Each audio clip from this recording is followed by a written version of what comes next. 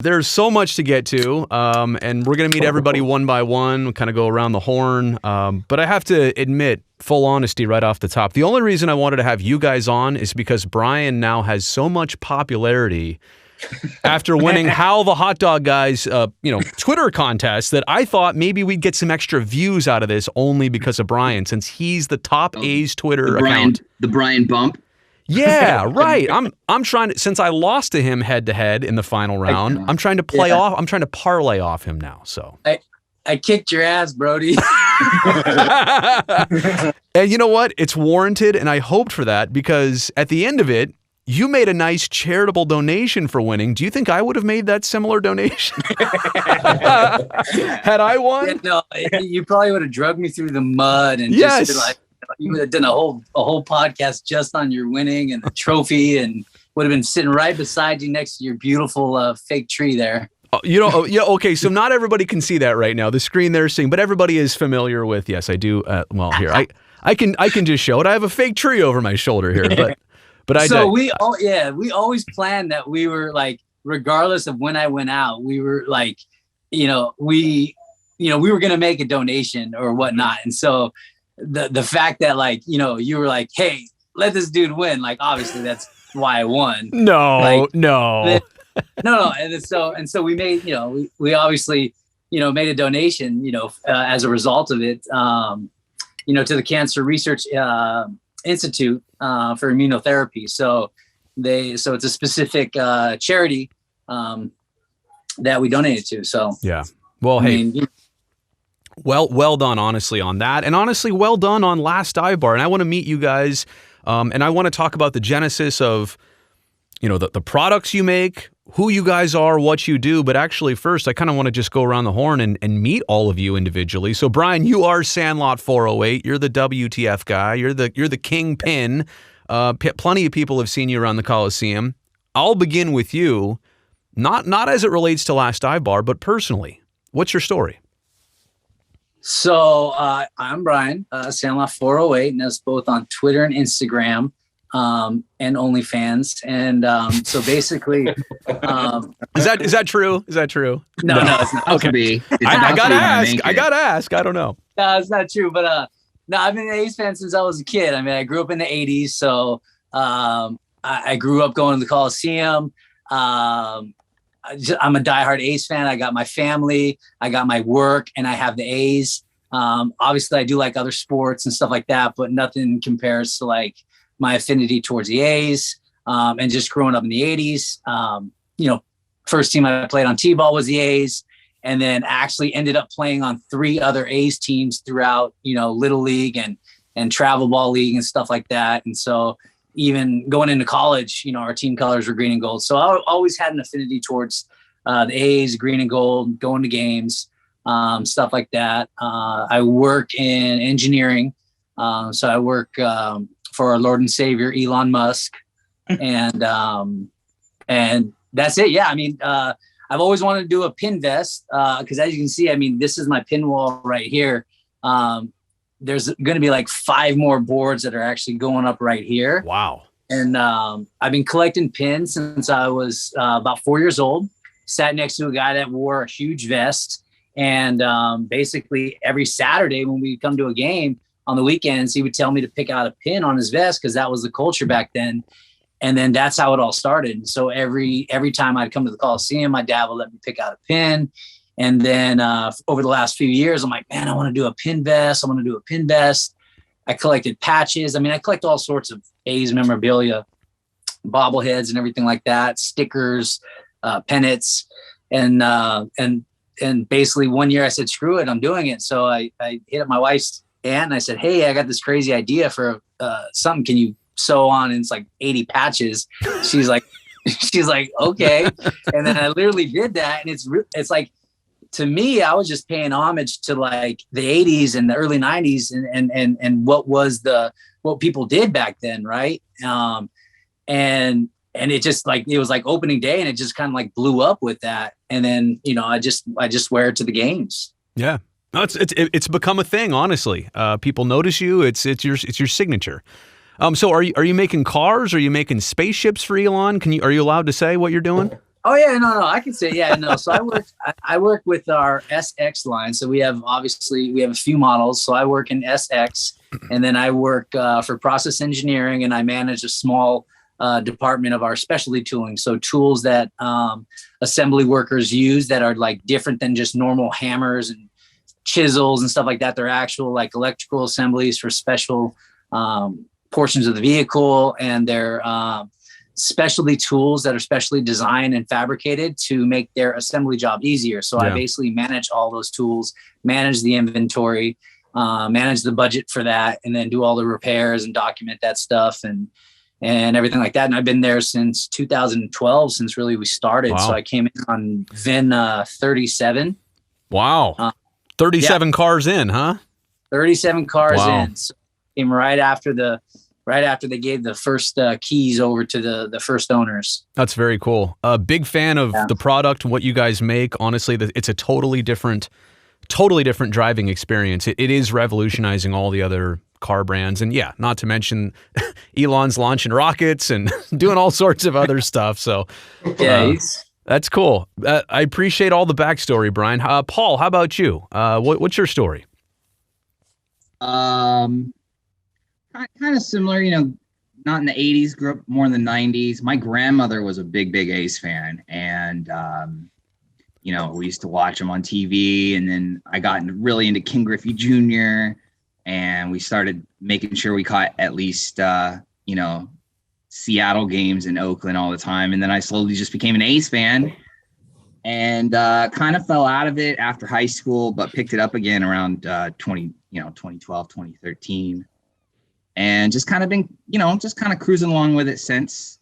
Off and on. I'm not a uber hardcore. I'm gonna get a giant vest and load it up with 80 pins type of. You're a little more low key, huh, Paul? I kind of sense that. I would say that. I mean, I have a little tiny shelf that I'm allowed to own. Little tiny shelf. You're a modest man. I can appreciate that. It's got a couple of bobbleheads. It's got a couple of pins. It's got a little tiny baseball bat. It's autographed by Josh Donaldson, and that's pretty much it. Interesting choice. Interesting choice right there. You're a Bringer of Rain fan, huh? Okay. I like. Yeah. I also have a bunch of baseball cards. Like I have this pretty cool 2016 Bowman Chrome where I got all the parallels. All the different colors: the orange, the blues, the yellows, the reds of Josh Reddick. And that thing's pretty cool. I even got a. Wait, I have that here. If you guys needed that, I have that. Okay. Stay quick with that, Brody. So wait, and I should have established this, Paul. What, in terms of Last Dive Bar, what's your official or unofficial title? Keep it real, Paul. Dungeon worker. What do you want? Do you want me to say it? You want me to say it? I am 33.4% owner of Last Dive Bar. Okay. These guys work for me. So it's a majority. All right. Okay. All right. And Brian, what's your title then? I'm 33.3%. They call me peasant. Okay. You're a grinder, I can tell. We don't really have titles. Okay. He's the guy that we're all the basket. That's what Brian does. Was that Carl the lawyer talking? That's right. That's our legal team. Legal team. Legal team. I guess I'm the back end web developer. All right. I guess. Oh, come on. You're more than that. I do a little bit of design. Brian handles all the social media. It's kind of a funny thing because I feel like the three of us together really create one good monster. All right. Oh yeah, I made that thing at Carl's. Yeah, this little thing. Paul did this. Yeah. This is Paul's design. Let's just get that out of the way. That's kind of the. Keep it real, Paul. 33. That's the centerpiece of what you guys do. That is the centerpiece. The flagship. That's what I was looking for. Yeah. Right. All right. So I'm going to keep it rolling around the horn. Rob, behind you, I'm so just distracted. I've seen pictures of that before. That bobblehead collection is amazing. You just tap Jose on the head? Is that who that is there? Oh, yeah. Autograph and everything. No, wait. Rob, tell him what that Jose was. That was a John Gruden. The Corona. And it's a bobble back. So the arm That's awesome. So you transformed John Gruden into Jose Canseco. Yeah, and I got the McGuire in the works, but we got kind of popular doing some of the 4-foot, so I kind of Oh my gosh, backlog here at the moment. that's crazy. So Rob, give us your background. What's your story? I'm the official underwear model for Last That's Dive very Bar. true. That's very And true. I own 0.00% of the. He's got 2 pairs. I got first edition and second edition. That's right. I'm just good friends with I'm good friends with Brian and Paul, and I'm meeting Carl more and more. But I'm just a guy, like a roadie, basically. I tag along and everything else. But no, it just I don't know. It's kind of like a synergy type thing. So we all kind of do like they do all of their thing, and I don't necessarily just tag along, but I'll promote with them. Everything they do, I think, is amazing and wonderful. I try to be part of like an outside type of. I don't even want to say it, I guess, but you know what I mean. It's like I said, like a synergy. Yeah, kind of. You're a glue guy. I can tell, Rob. Hey, speaking of glue, I hope you don't have to use too much of it on your bobbleheads. I use all kinds of stuff, man. That was a TV transition right there. But There's a specific glue he uses. really, He's sponsored. you have a glue deal? I'm a Gorilla Glue guy, man. I was gonna say I love Gorilla Glue. Hey, Actually, man, you have to watch my video. I get sponsored by. Really? Man, dude, Instagram, homie. I'm all hooked up, dude. So, you have go have a glue deal. I can't believe it. Like, oh, it's a big deal too, man. I think I got 5 or 6 free bottles of glue so far. no, seriously though, Gorilla Glue is really legit. I was as a homeowner now for the last 7 or 8 years. Like, I can't tell you how many things I've fixed with Gorilla Glue. Oh, it's almost too good at points to where, like, for like bobbleheads, sometimes I just can't. I gotta go to the dollar store and get the glue because the Gorilla Glue will just bond it too forever. much. Yeah. So tell me a bit about your collection, though. I mean, it looks to me like you're in the hundreds, if not more. And how do you start this? What do you have there? Okay, well, that's a good question. What I have there. This is pretty much essentially every A's bobblehead that's been made. That, like, not just like custom type stuff, but just anything that's been produced by teams, given away, sold, whatever. I mean, it goes up and down the whole line of things. Mm-hmm. And I started back like in 1990. My mom gave me one for like a little nodder thing for like Christmas one time, and it kind of just spiraled out of control. But then once so my wife's pretty cool, and when I got married and I started kind of like putting bobbleheads out a little bit more, she's like, "Oh, that's kind of cool." And then I said, "Oh, okay." So I put them out, and they're it's like, "Oh crap, you have hella bobbleheads." Yeah. And then so this is my work office, actually, where I'm at. And I don't get very many visitors because I'm an appraiser, so people really don't come and see me, like a real estate appraiser. So people don't come see me, so I can throw all this crap up on the walls and be cool. Nobody bothers me. And so, so what that is just a massive. That's all the A's bobbleheads. I have a website that I try to document each piece, and I don't know. I just like an advocate for the bobbleheads, and I make them now because I ran out of ones to collect. So I got my Too Short. Oh, Todd Shaw. And then I got Rudy coming out here pretty soon. Nice. I got all kinds of stuff. So, and I do all that. I make all that. And that, like, I did the Hindu one, the Dave Henderson one. And like all that money, the profits and everything go back to whatever foundation. For like Hindu, that was like just like Last Dive Bar with their the Hindu Land shirt. You know what I mean? Right here. Yep. Yeah, right there. So that money goes back to the Always Having Fun Foundation. Well, I got to meet Trent through Brian, and went up. I got 250 bobbleheads made. Drove up to Seattle, dropped them off with him, and we, it's through a donation type system. You get a bobblehead for a donation. So it's everything I do is to raise money for whatever charity, whatever they pick or whatever. So that's awesome. Yeah. No, and Rob, that it's such a talent. So you're creating bobbleheads. I mean, there's so much of an artistic thing there, but like you must be so precise, like with your hands and tools, right? Like you've really got to be detailed. Yeah, but I mean, do you have some bobbleheads? From the stadium or anything like that from college? The Bob Melvin one gets centerpiece on my mantle, but other than that, there's a few others. But yeah, Bo Mel's number one.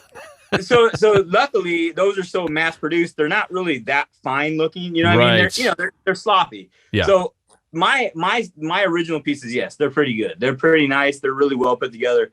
But as they go through a mold or whatever and expand out, then they get less and less. You know what I mean? And so fortunately, because they mass produce so many, my standards don't have to be too high for people to think that they're really. I mean, I do take pride. You're downplaying yourself. Stop that.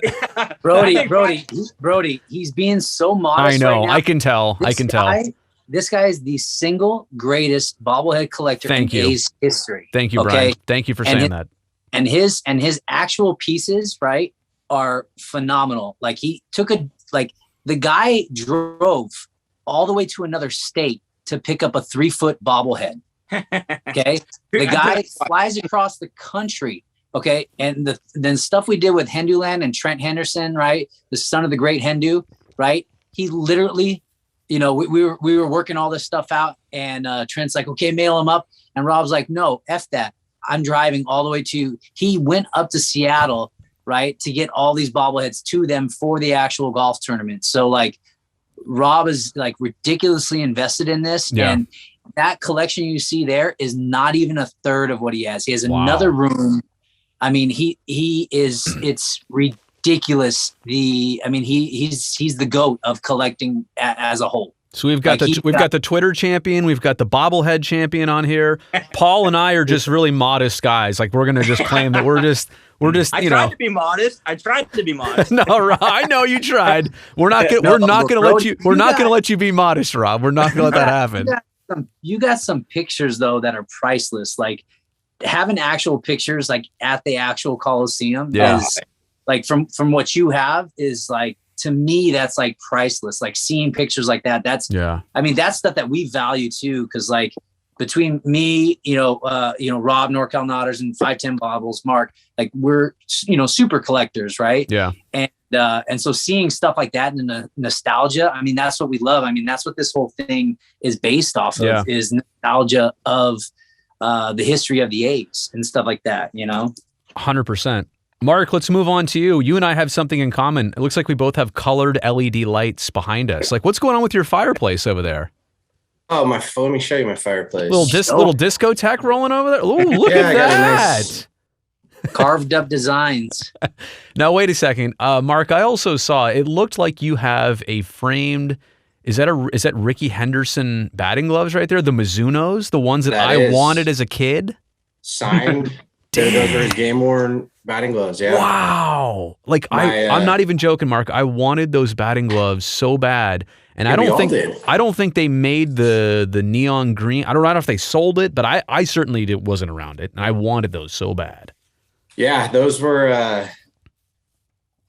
probably like right behind my son and my dog, my prized possession.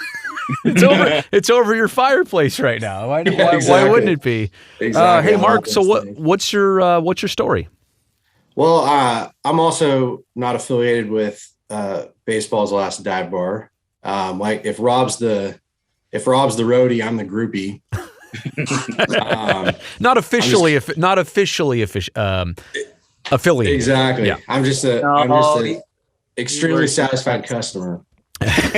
Join the club. Yeah. But what brings you to these guys? And like I said, what are you all about? Yeah. So I'm actually I don't know if you've heard of Stash and Bash, but Stash and Bash Pin Company. Done some collaborations with Last Dive Bar. I'm a lifelong A's fan. It's gone from like love to obsession pretty quickly. And yeah, so long story short, like when the pandemic kind of started, I started reading Susan Slusser's book to my son, just kind of we had so much time to kill, just trying to educate him a little bit on NBAs. And as that evolved and talking with Rob and talking with Brian, I started getting, we started like running ideas around about like, let's make some pins. And that's kind of how it all started. And here we are. Yeah. So very, very grateful that I can be on the show, that the Last Dive Bar guys included me, and just excited to be here and and chop it up with y'all. Yeah, and I can't wait to hear like how it officially started and the genesis of like who started what and what were the first moves. But we'll get there in a second. I like that pin. Come on, Stash and Bash. Ricky. Let's keep it real. Ricky going in head first for the record at third base. So, and the one he's got on his hat is actually it's Ricky Mouse. So it's the same thing, but it's actually Mickey Mouse sliding. Ricky Mouse. That's great. Yeah. All right, Carl, we have not got to you yet. I apologize. Thank you for waiting. But no you problem. are the lawyer, so we've got to be careful. I heard about what we say. Why are they calling you Lawyer Carl? What's that all about? Or Legal Carl? Yeah, with this, Paul creates some really nice designs, and they're so nice that other people think, you know what, I'm just going to steal that design and put it on my shirts and sell them and make money for myself.